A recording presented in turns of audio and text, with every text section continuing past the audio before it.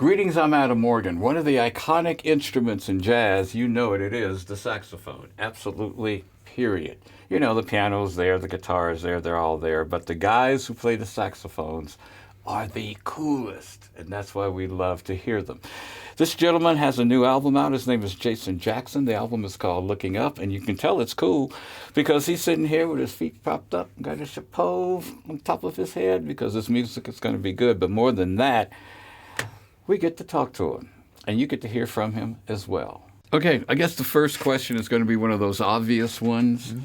You've been playing sax a while. What made you pick up sax instead of being a keyboard guy or instead of being a guitar guy like Adam Hawley?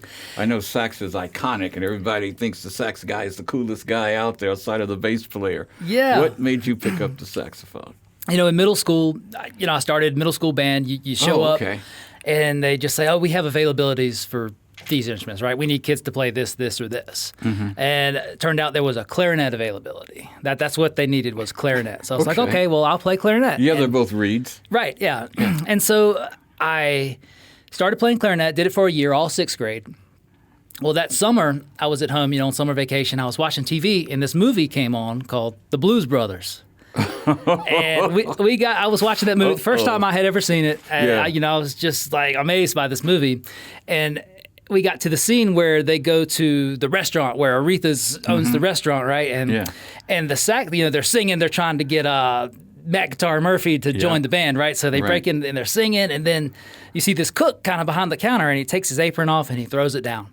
And the next scene, they cut to him again, and he's got a sax, and he's on the counter, and he's just blowing a solo on the counter. And I was like, man, I need to be that guy. Is that cool? And I was like, you can't do that on a clarinet. So I told my parents the next day, I'm like, I'm switching to saxophone. And so that scene in that movie is why I kind of made that switch from clarinet to saxophone. Are there some iconic sax players that really gave you some inspiration as well? Yeah, almost probably every saxophone player you talk to is going to have a different list of these people, but one person's probably going to be in common for almost everybody, and that's a guy named David Sanborn. Yeah. Just such an iconic sound. I mean, he's one of those guys that the first note comes out of the horn, and you're like, oh, that's Sanborn. It's got to be. That's Sanborn. And I had originally started I was only playing tenor for a long, long time, up until my first year of college, and then I really started listening to Sanborn's playing, and I was like, I want to sound closer to that. So that's why I kind of put the tenor down, and now I'm primarily an alto player, and that's mainly because of that Sanborn. But David Sanborn. Sanborn, and then there's Eric Marienthal, of course, who's a big influence of mine. Then you also probably enjoyed all the horns you were hearing out of that horn line up there in San Francisco called Tower of Power. Right, exactly, yeah. Yeah. But certain guys like that, just guys that you can tell who they are from the first note they play. And those have always kind of been an iconic thing for me. Yeah, there was a period of time now you probably explored some of the playing that other saxophonists and other horn lines have done. There's been Chicago in its horn line. David Clayton Thomas, Blood, Sweat, and Tears, and that horn line there. Lots of saxophones there, too. Yeah. Earth, Wind, and Fire. That's the one, yeah. Have you ever wanted to play in a horn line like that with other players that have been so iconic? In like a big-time horn band, that would be just really, really wonderful. That would be the bomb, huh? The closest I've gotten to it, though, I studied under James Brown, saxophonist, a guy by the name of Leroy Harper. Okay. And so I played with him for years, studying with him. Leroy Harper. That wasn't Maceo. No, he was after Maceo. He was after after Maceo. Okay. But he played with Mr. Brown from, I want to say, the early 90s up until his death. Sure. But it turned out he was bringing James Brown's band to my hometown, and he needed an extra sax player. And so I said, hey, Jason, I was in like 11th, 12th grade. I had never done a paid gig before. Sure. And he's like, I want you to play in this gig with me. I'm going to pay you to play, and it's James Brown's band. They're coming. And so it turned out the first horn section that I ever played in, or first band for that matter, was James Brown's backup band. James Brown's backup. Yeah. So what a way to start it off. Where's your hometown? Wilmington, North Carolina. Wilmington, North Carolina. Yeah. Okay. Yeah. Okay. Well, you would think, I think to this day, I've never seen a sax player in a country band. No. Is there one? Not that I know of. Okay, there may be a way to go to do an album of country songs on a saxophone. Maybe if you can double on a steel guitar or something. Send me the and 15%. No problem. The Right. idea. You probably do a lot of practice too, For sure. because the instrument, I think, has remained the same throughout the decades, but what people do with it has metamorphosized. Yeah. So, in your practice, do you take new chances with it to see what it can do or what you can do? Yeah, definitely. The first goal, I guess, of like my practicing is just to feel comfortable on the horn every day. Because like anything else, if you don't do it for 3 or 4 days and then, I got a show, let me pick it up, it feels awkward and kind of alien in your hands, you know? So the first thing is like, I just want to feel good on it every day. That's kind of step one. And then sure, it's like, well, you know, what different note combinations can I put together that somebody else isn't doing, which is kind of tough these days because everybody's kind of, you know, taking it all these own directions. Sure. But I think for me, it's more drawing in from what everybody else has done and compiling that into what is me. So you probably pick up the saxophone in the morning before you get the coffee. You roll out of bed, the horn is right beside it. You go, okay, where's the coffee? You get to practice in. Not that early. I like to get up and I like to do a workout first. I like to go to the gym, get that done. Yeah. Then I come and like do kind of a slow warm up. You know, then I'll work on or am I doing anybody's show? Is there any music I need to learn? Then it's like what music am I writing or do I need to record? So I kind of like section it off into different. You know, I'm focusing on this for the next hour, and then this for the next hour. Yeah. That's what other youngsters should do too: is make sure they have a routine, a regimen they go through to make sure they get the practice in. Yeah, and that's the biggest thing, really, is getting started. I find that on days where I get started late or just feeling lazy and don't jump right in, I tend to not at all. So really, like forcing yourself to just play that, just get the horn together. That's always say that's the hardest part of practicing. It's Your new album, did you have some influences on some of the tracks on that album? Oh goodness, so many. What's the one that you said? You know, I'm really glad I played that. I'm glad I did. Wait till they hear this song. Well, so my second single off this record was called "Upside Down," and it featured someone that I was just so shocked that he even agreed to play with me. A trumpet player by the name of Rick Braun. Yeah. You know, we called him and asked him if he'd be interested in playing on the record, and you know, I wasn't expecting him to say yes or anything. And sure enough, he came back. I was like, "Oh, sure." I had done a show with him a year before. I just played in his band, and he remembered. Yeah. And he was like, "Oh, yeah, I'd love to play on one of his tunes." And so I was like, you know, on cloud nine for you know the rest of the month for sure. So that one's one that was really inspired for me, and then also.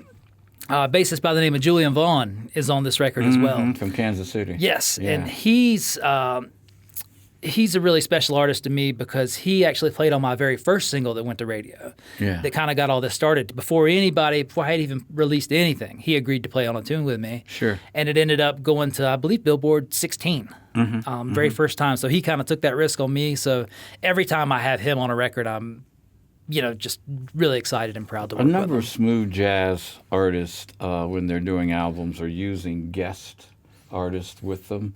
You think that trend is going to continue? It gives more strength to that particular song?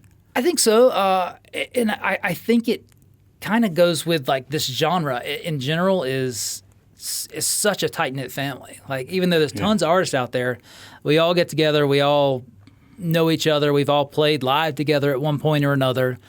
So I think that's really a true representation of the genre is all these guests playing because that's how it happens live. Live. Is live the key now? Because people come to live events, live presentations, and then they're getting the CD to to support their live memory later. So is live becoming more important? Because used to be they would release the album or the record first, then everybody wanted to go see them live. Yeah, it's still kind of a combination, I think, because a lot of times, especially for newer artists, if you don't have a record or haven't had any radio play, it's hard to convince people to come see you with all these great artists that are coming around. So that's kind of one piece. But then the other piece is once somebody has heard your record or something, they want to see you live to, see how you play live, see how you really act, and all that kind of stuff. So it's kind of a two-tiered thing, I think. You have to kind of balance them both out really well. Are you finding that? I mean, you mentioned a couple of times getting radio play, okay? But with everything online too, with Spotify and all those guys, is it more important to have something released online? Now that audience is more fractured, and you got to go more places. But is it more important to be released online to get to that audience first than radio, or radio still the leader, which tends to send people online to get more of it? Yeah, that's a really good question.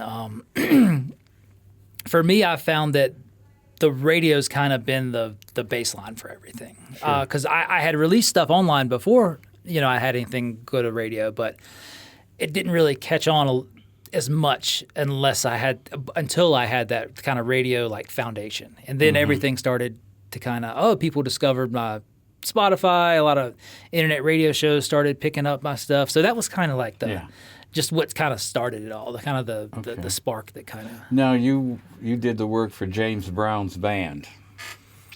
So James Brown's band is different than smooth jazz.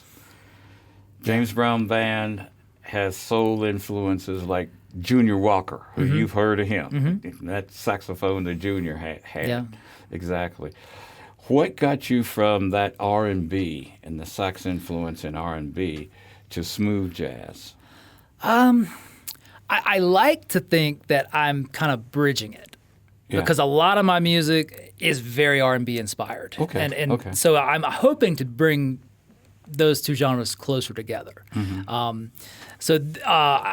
have a portion in my show when I do my live show where I'm talking about kind of how I got into R&B music so much. And basically the short of it was I was out trick-or-treating one night when I was a little kid. Okay. And I knocked on this guy's door, and he looked at me, walked away from the door, and about 10 seconds later, he walked back and threw a little square thing in my bag. Yeah. And I went and said thank you, and I went down the stairs, and I pulled it out. It was a CD. But it wasn't just any CD. It was a Luther Vandross CD. So for some reason, this man in my neighborhood saw me and said, hold on. This kid needs some Luther in his life. I don't know what it was about the way I was talking or the way I was walking when I came up there, but he said, this kid needs some Luther. He needs some Luther. And he put that in my bag, and I took it home and I wore it out. Wow. And so that's always been R&B from then on has been like something I was really interested in. I really like recreating on the saxophone. So where do you want to go with your career? I'd like to just keep releasing records, keep building my kind of live shows coming. I'm, kind of every year, add a couple more shows, another festival or something. I'd just like to kind of keep that going and going. Sure. Just because it just doesn't get any better than, going traveling and playing music for a living. Yeah. Well, in smooth jazz now that there are a lot of women artists, a lot of women instrumentalists. And a number of them are sax players. Yes, absolutely. Very good sax players. How are you going to fit into this crew with the ladies playing your style and then what they're doing, like Pamela Williams and that crew? It's an entirely different game there, but it's a new game because they're all fresh artists like you are. Yeah. I think everybody just kind of brings their own experience into their music, and I'm sure that I actually had the good fortune of meeting Jasmine Gent not long ago on the Dave Koz cruise. I was on the Koz cruise last month, and Jasmine and I were both there, and we got to talk a little bit, and she was asking me about, because we hadn't had a chance to talk about this yet, but my Navy days, I started, I did 10 years in the Navy as well as a musician. Well, thank you for your service. Yeah, my pleasure. But, we kind of talked about how I was able to kind of use that to kind of go into more of a solo kind of thing. And so we had this long conversation, and it was, just so great talking to just somebody with a different experience. Yeah. Now, you were in the Navy how long? I did 10 years. And you were playing in the Navy? Yes, sir, musician, yeah. Now I know the Air Force had its stars in blue, and they would tour Air Force bases. Playing around the world. Did the Navy have the same thing a group of sailors who were formed into a performance unit? Yeah, there were several bands that were spread throughout the world. So I did 3 years in New Orleans.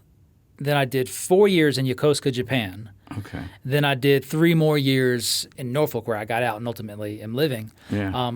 But they've got bands all over the world, and and you weren't playing military marches. A little bit, there you are played times some for because it. you have parades. Yeah, Right, parades, and if you do a big military ceremony, you'll do the formal music. But a lot of it is, we do diplomatic stuff where a lot of the heads of state would go out and they would have their meetings and their galas, and we would play those. But then when we were in whatever country we were in for those big meetings or political things, we would go out into these countries and play at schools and orphanages and play, and we'd be playing pop music and that kind of stuff. So it was really versatile what we were doing. So some youngsters playing saxophone in his high school band. If he joins the military, that is an option because everybody thinks that you join the military, you're going to have a combat arms or something like that. But you can actually be a musician there and start a good career playing around the world. You absolutely can. And if there's anybody listening out there that is playing an instrument and is looking toward going that path, I just say make sure you research the service that you join because they're all a little different on what your ratio of musician duties to Navy or Army or Marine duties are. So this is your latest album? Yes, Looking Up. It came out last year. And the cool thing about this album for me was it's my first release on Adam Hawley's record label. Okay. Yeah. Okay. How many tracks? 10 tracks. How many tracks did you have to record to get to those 10? These are the 10. Everything that started made it. So he said, you got to have 10 tracks. So, okay, I'm recording 10. 11? No, you're going to get 10. There it 10, is. Yep. And, everything, Adam and I work really closely. Before I was on his record label, he actually produced my first 2 projects. Okay. Before I was on his label. So nothing about the workflow changed. We were used to working together at the time. And I don't know if this is something that you guys spoke about a little bit earlier, but the way I met him was kind of a strange thing. Yeah, go ahead. So it was during COVID, 2020. Everybody's locked down. I know I'm getting out of the military. I've decided I'm getting out. So the next year I'm getting out. And I said, well, what do I want to do with my life? I got to figure out what I want to do. And I said, well, if I don't do anything else, I'd like to release a record. And I was taking lessons with Eric Marienthal, saxophonist. And I was asking him, I was like, what's the best way to get a record put out? It's like, well, you need to find a producer. I said, okay, well, let me look around. And I was scrolling Instagram, and I came across this guy, Adam Hawley. And he was playing his guitar, and he was putting up tracks. And I was like, man, everything that he's putting up is, like, speaking to me. This is exactly what I want. Yeah. And he had his email address up on his Instagram account. And I pulled it down, and I wrote him an email, like a nice long email. And I remember it was about midnight. I was laying in bed, like on my phone. Like, all the lights were out, and I was just typing this email. And then I read it. I was about to send it. And I said, you know what? I said, who am I to send Adam Hawley an email? I said, I'm not going to send that. And I sat it down. And I laid down, and something was just nagging at me. So like 5 minutes later, I got up, and I, pulled the email back up, and I sent it. And I put the phone down and tried to forget about it. I was like, all right, that's done. And then about 10 minutes later, I see my phone light up. And I pull it, and it's Adam. It's the middle of the night. Yeah, well, he's on the West Coast, so there's a little bit of and I'm East Coast, so there's a little bit of a difference. But it lights up. I pull it. It's an email from Adam. He's like, hey, I'm reading, or I read your email. I'm listening to your demo now. He said, I dig it. He said, call me tomorrow. So I called him that next day, and we've been working together ever since, and that was in 2020. So that's a great story. It's a great story. Yeah. Now you had the start. You got the album. What's next? Well, hopefully, we're working on my 4th project now. So we just started kind of putting the pieces together for that. I just came off the Dave Koz cruise. This is my 2nd time going on Dave Koz's cruise. The first time I went last year on his Soma cruise, which was to Italy, and then I went on his Big Friends at Sea cruise to Netherlands, Iceland, and Norway. Just got off of that in June. So hopefully more live shows. More. I play a lot with Adam, traveling around. I'd like to play a little bit more of my own stuff as well, so I can kind of supplement and do Adam sure. stuff and a little bit more of my stuff, and just So kind of maybe- building that. So yeah. maybe when he comes back here this fall, you'll be with him. I'm not committing you Well, at all. if he You know, asks, he puts his bands yeah. together. Well, that's the but- thing he's got to ask, right? Now, if he yeah. asks me, I'm going to be there, so for sure. Well, thank you for sharing some of your time with us. Absolutely. I've heard you in the park already. Yeah. and I know people are going to enjoy you this evening. I know he's going to have to edit this out because it's going to play. I just dated it. Oh. But I needed to say that to you again. You're really wonderful. No, thank you. Yeah. It is. All right, sir. And yeah, thanks for having me. It's my pleasure to be here, and this beautiful studio, by the way. This Oh, this yeah. whole Yeah. this whole facility is amazing. So I know somebody I can call up for barbecue when I go to North Carolina. That's right. Yep. All right. All right. man. Yeah, Okay, great. sir. We need to get you guys back. Yeah.